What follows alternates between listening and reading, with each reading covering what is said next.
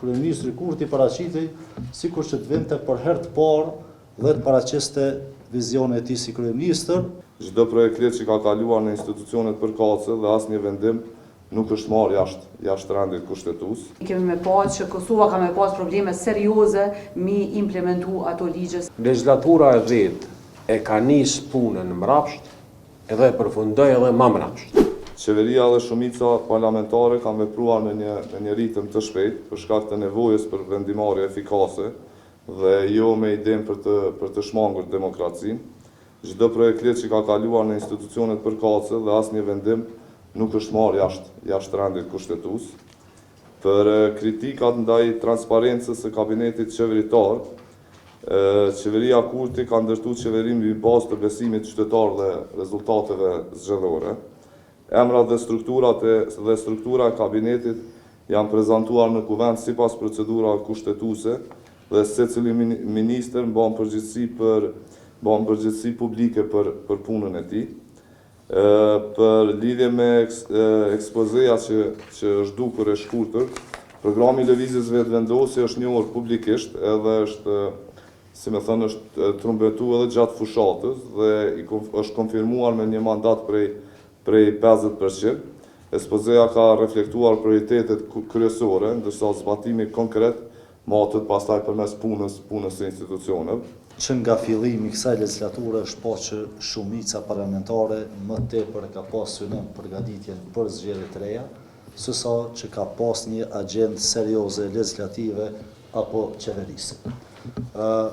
Që nga seanca e parë u paraqit një ekspoze e cila ishte një listë dëshirash, po sikur të vinte nga dikush që vjen për herë të parë në qeveri, kish pas kuptim për shkak se kishim pas një kryeministër të ri i cili ka një vizion që po e paraqet apo i ka disa dëshira se çka synon me arrit mandatin e tij.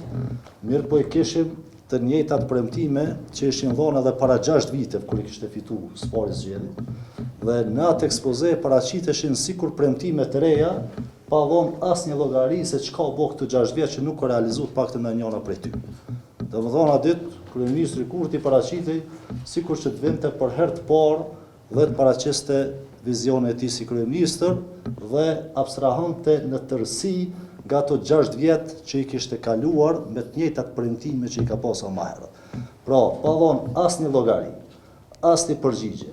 Pse nuk u realizuat paktën një nga ato projektet e mëdha kapitale që prezantoheshin atë ditë, u shiste sikur që është një vizion i ri për qeverisjen e vendit. Dhe kjo është jo serioze. Prej zgjedhjeve të kaluara dhe kjo legjislaturë vërtet karakterizohet me një arrogancë të shumicës në përcaktimin e agjendës kuvendore, agjendës legjislative. Kemi parë një prezantim të një agjende e cila ka synuar që me çdo kusht t'i thejë të gjitha afatet kohore vetëm për t'i proceduar projekt ligjet.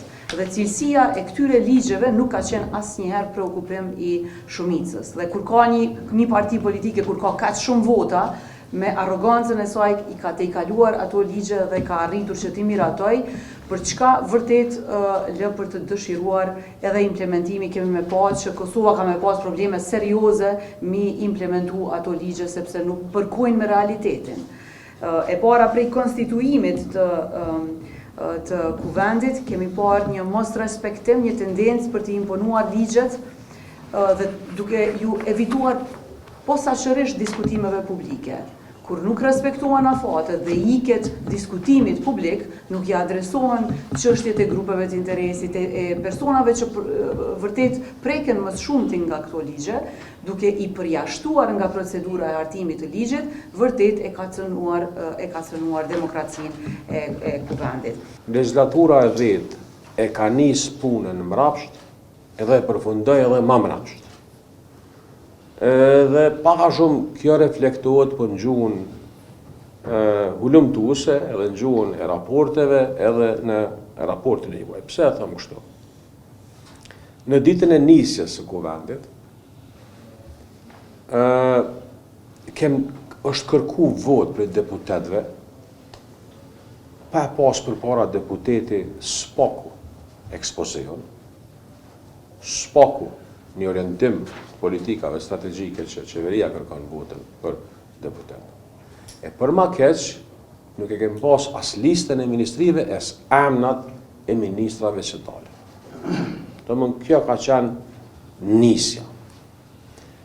Është nisë mrapsh për shkak se na gjithë e kemi ditë që detyra e parë është votimi i qeverisë, mirë po detyra e dytë mas pak muajve është votimi i presidentit.